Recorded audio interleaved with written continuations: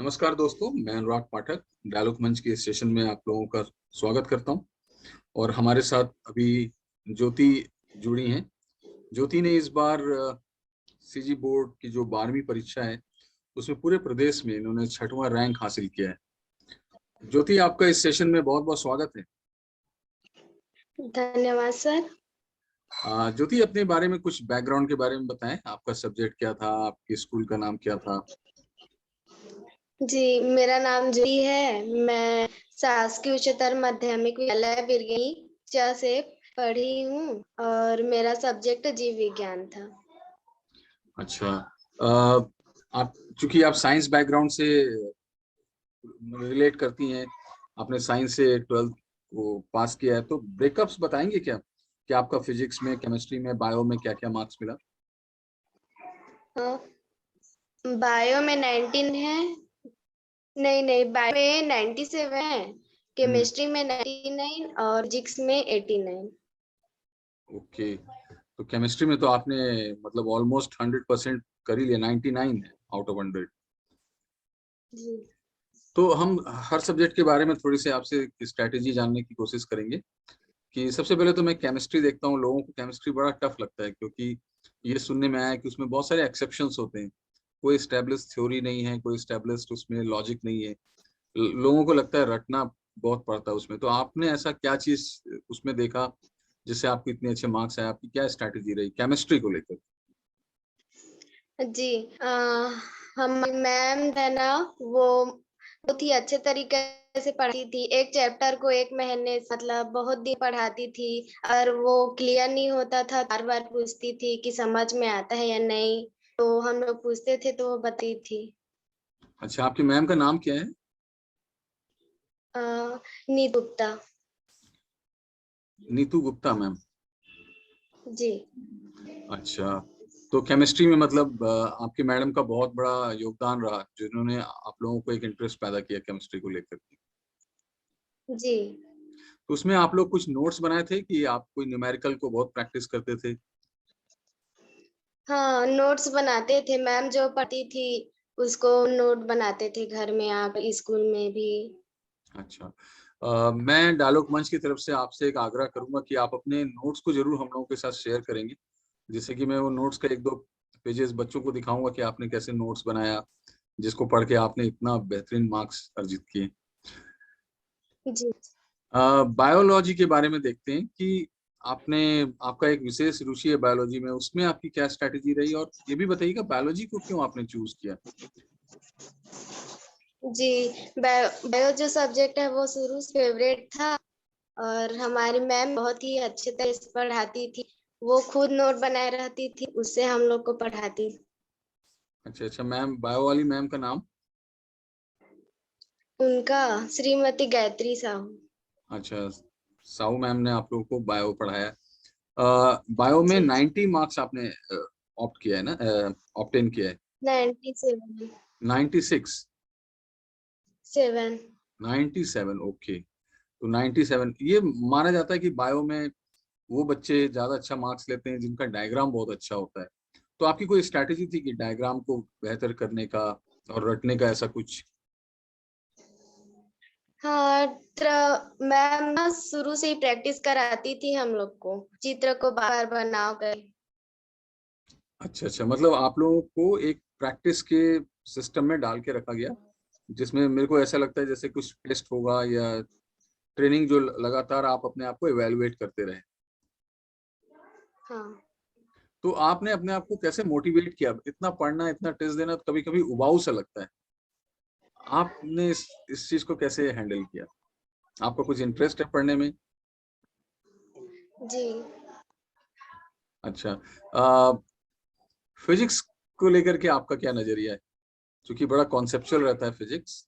और सर का नाम बताइएगा जिन्होंने, या मैम का जिन्होंने आपको फिजिक्स पढ़ाया। उनका राजेश स्वामी सर। अच्छा, स्वामी सर ने आपको फिजिक्स पढ़ाया है? स्वामी। ओके। तो फिजिक्स आपको कैसा लगता है सब्जेक्ट? कैसे मैनेज करते हैं आप हाँ, फिजिक्स? कठिन लगता है थोड़ा सा, लेकिन इसमें थोड़ा ध्यान केंद्रित करके पढ़े ना तो वो भी अच्छा है। अच्छा, फिजिक्स में आपने नोट्स बनाया, प्रैक्टिस करी खूब सारी? जी। प्रैक्टिस किया आपने? चूंकि स्कूल्स बुक जो होते हैं बहुत ही बुनियादी बुक होते हैं हमारे किसी भी कॉन्सेप्ट को डेवलप करने के लिए। सीजी बोर्ड का अपना एक खुद का स्थान है, पर बच्चे कभी कभी एनसीईआरटी को भी फॉलो करते हैं। तो आपने भी कभी सीजी बोर्ड के अलावा कोई और बुक या कोई और चैनल, यूट्यूब चैनल, ऐसा कोई चीज का सहायता लिया या सपोर्ट लिया? नहीं। अच्छा, पूर्ण रूप से आप अपने स्कूल के और जो आपके जो टीचर्स थे उनके ऊपर आप डिपेंडेंट? जी। कुछ आप अपने फैमिली बैकग्राउंड के बारे में बताएं, आपके पापा, आपकी मम्मी के बारे में। जी, मेरे पापा राजमिस्त्री का काम करे हैं और मम्मी भी उनका हेल्प करती है। अच्छा, तो और आपके ब्रदर एंड सिस्टर जितने हैं? छोटा भाई है। अच्छा, तो मतलब एक तरह से आप अपने पापा मम्मी के जो उनके कार्य है उनको सपोर्ट भी वहां भी करते होंगे, और अपनी पढ़ाई को भी आप मैनेज करते होंगे साथ ही साथ। जी। और ये ऐसा कर पाना मुझे ऐसा लगता है कि बड़ा मतलब बहुत आसान नहीं रहा होगा आपके लिए। हाँ। गुड। तो आपके इस संघर्ष, एक तो एक अलग तरह की एक संघर्ष की कहानी है आपकी। तो आपका पढ़ाई के अलावा और किसी क्षेत्र में इंटरेस्ट है? जी, डांस कर लेती हूँ। अच्छा, अ, आपको ये जो आपका हॉबी है डांस करना, ये आपको पढ़ाई में मदद करता है? या ऐसा लोग कहते हैं कि जब जो पढ़ने वाले बच्चे रहते हैं वो सिर्फ पढ़ाई करते हैं, तो ऐसा आपका कुछ नजरिया आपको दिखा कि पढ़ाई के वक्त केवल मतलब केवल पढ़ाई करना चाहिए और कोकुलर एक्टिविटीज में भी ध्यान देना चाहिए, कुछ फायदा होता है पढ़ाई में उससे? जी, पढ़ाई के साथ अदर एक्टिविटी में भी अगर रहेंगे तो माइंड फ्रेश रहता है। अच्छा अच्छा, तो उससे कैसे फायदा होता है पढ़ाई में? दिन पढ़ेंगे तो दिमाग मतलब पूरा हो जाता है, और अगर इधर थोड़ा सा खेल लेंगे या इधर प्रकृति में रहेंगे तो थोड़ा माइंड फ्रेश रहता है, तो पढ़ाई में ध्यान ज्यादा आ जाता है।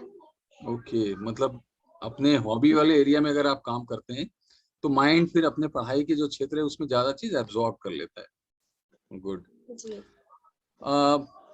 कुछ आप अपने स्कूल के बैकग्राउंड के बारे में बताएंगे, कुछ आपके स्कूल का कैसा योगदान रहा, और या फिर आपने पूरी जो आपकी जो शिक्षा रही अब तक की, जो 12वीं की थी, वो एक ही स्कूल में रहेगी और विभिन्न स्कूल में रहे? थोड़े स्कूल के बारे में आप अपने बताएं। जी, गवर्नमेंट स्कूल से शुरू से पढ़ाई की हूँ। अ, 9वीं और 10वीं हमारे गांव में पिसौद में, और 11वीं और 12वीं बिरगहनी में। अच्छा, हम्म। ओके।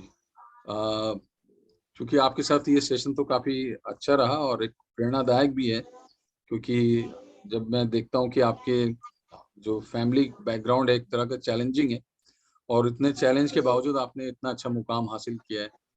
आप कुछ उन अभ्यर्थियों को, बच्चों को कुछ अपने तरफ से कुछ कहना चाहती हैं जो इस साल 12वीं और 10वीं की परीक्षा लिखने जा रहे हैं?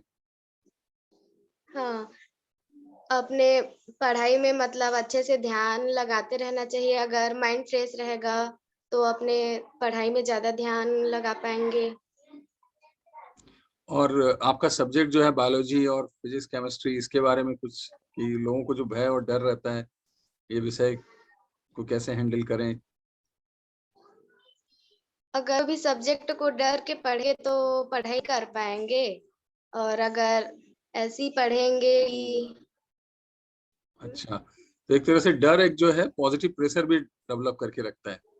जी, अगर किसी सब्जेक्ट को एंजॉय करके पढ़ेंगे तो आसानी से पढ़ पाएंगे, और डर रहेंगे तो नहीं पढ़ पाएंगे। ओके ओके, तो ये तो आपने बहुत बड़ा क्लू भी दिया कि 10वीं के बाद अपने एरिया ऑफ इंटरेस्ट के सब्जेक्ट को आप चुनें, क्योंकि जब आप अपने जी। एरिया में काम कर रहे होते हैं तब आपको पढ़ाई नहीं होता, आप तो उसका बिल्कुल उस एक तरह का मनोरंजन होता है और आप उसको एंजॉय कर रहे होते हैं। जी। तो इसी शब्दों के साथ हम इस सेशन को यहाँ पे कंक्लूड करते हैं।